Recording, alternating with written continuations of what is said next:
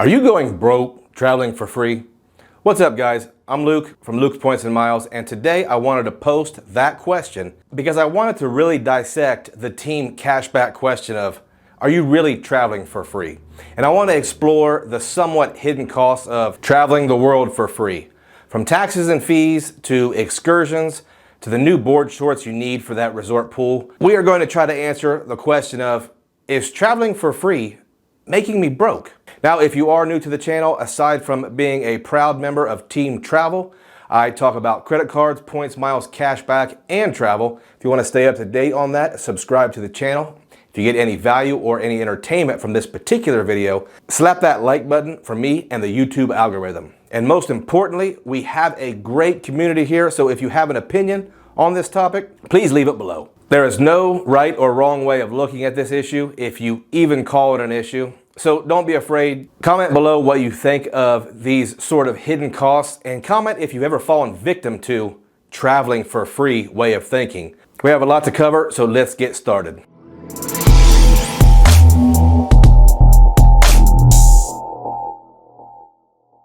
Okay, so if anyone is confused so far, in this video I want to discuss a scenario in which someone who is in the points and miles game, and for the most part is team travel.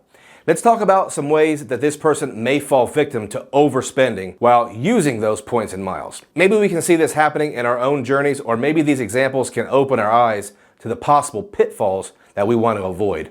Before I even get started, let me use the term I really hate using, and that is opportunity cost. I never like using this term, but I think for this exercise it's fitting, at least for perspective. If you were exclusively team cashback, then you could conceivably earn, what, 3.25 cents per point on average? I'm not interested in doing a ton of math, but let's just say that the average person could earn between 2.75 and 3.75 on their total spend for the year using cashback rewards cards. And let's keep it simple and say that's possible with no annual fee cashback credit cards. Add in the bonuses from new cards, and I think it's safe to say a person earning a low six-figure household income can bring in $5,000 or $6,000 in cashback per year. Now, we on Team Travel, we think about getting that back on 1 or 2 flights per year, right? Most of us accept that points and miles will out-earn cashback every time, and it's not even really close. But let's take a closer look. Let's list some things that will actually cost us plenty of money that sometimes we think of as free. I will start with a couple of my own personal examples of free airfare that are generally regarded as very high-level redemptions. First off, my trip this fall to Prague. Technically, this flight was a very high-value redemption, and I was really proud of myself. But when I look just a little closer, I find that I spent quite a bit of money. First off, my positioning flights to and from Washington Dulles, I used points, so those were only $5.60 each. In those examples, I think you consider it free travel. But let's go over each of my international flights that sometimes impose taxes and fees. Washington Dulles to Prague cost me $221 in taxes and fees. Now again, in my brain, I see $200 for a $4,000 flight, and I think I'm killing it. But that $200 comes out of the wallet regardless. Now, what about the trip back? Well, taxes and fees a lot of times will be higher with flights originating in Europe. Prague to Washington, D.C. cost me $307 for the free flight. So if you're scoring at home, that will total up right around $539. Now here's the thing. $539 for a round-trip flight in a Frenchy business class is well worth $539, right? But we also gave up 110,000 transferable points that could have been cashed out for at least $1,100. Now we're kind of looking at this flight costing $1,639. Still worth it? Well, for me, yes, but it's still $1,600 and not exactly free. What about when I'm actually in Prague? I have to stay somewhere, right? I used 2 techniques that some folks would say made the hotel free. First hotel was booked using Amex Fine Hotels and Resorts. That's a platinum card benefit, and it comes with a $200 credit. I paid very little out of pocket, free, right? Well, no. The Platinum card has an annual fee, so I basically just prepaid for that hotel.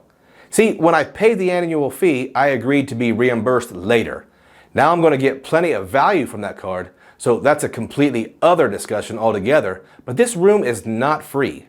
The other hotel, I used the Capital One Venture X.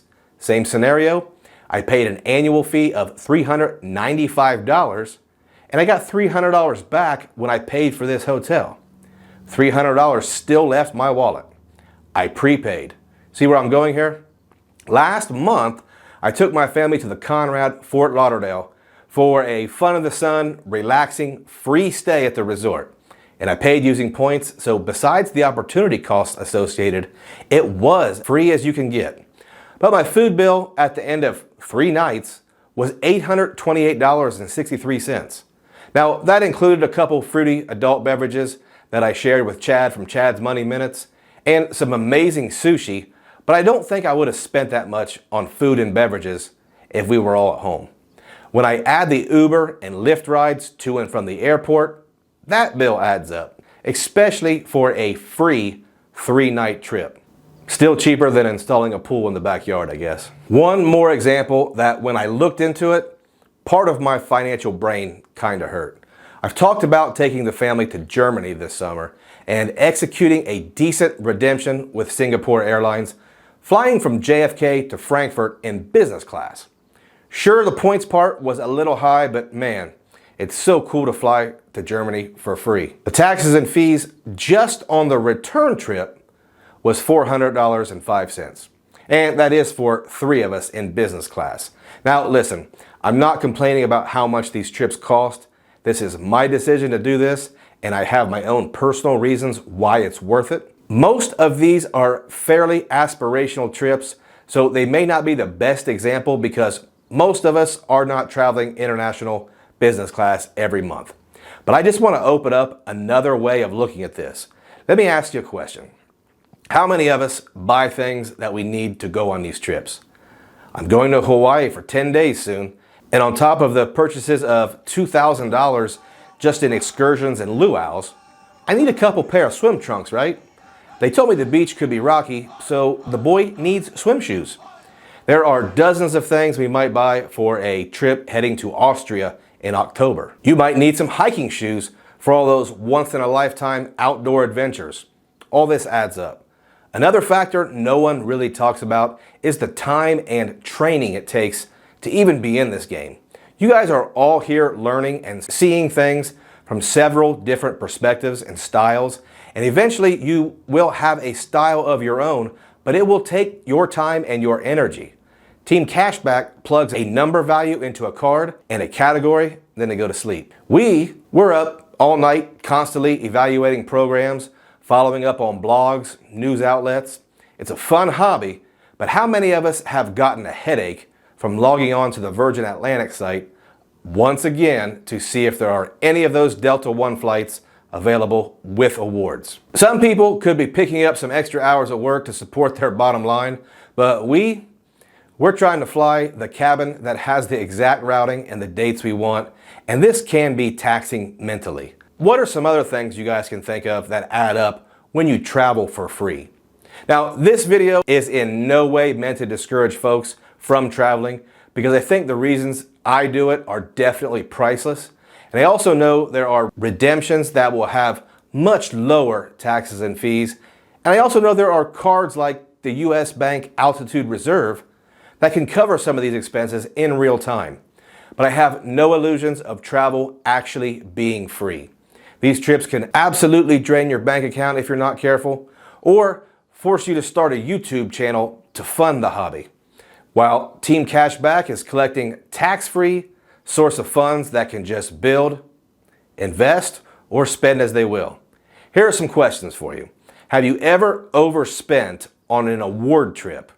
Does thinking of this topic change your strategy in the travel reward space? Well, I hope you guys liked at least some of this video. And if you are interested in credit cards, either cashback or travel cards, check out my super organized credit card link in the description. If you use my link, the channel will definitely benefit, and I will be able to continue bringing you mostly unsponsored, straight to the point content like this.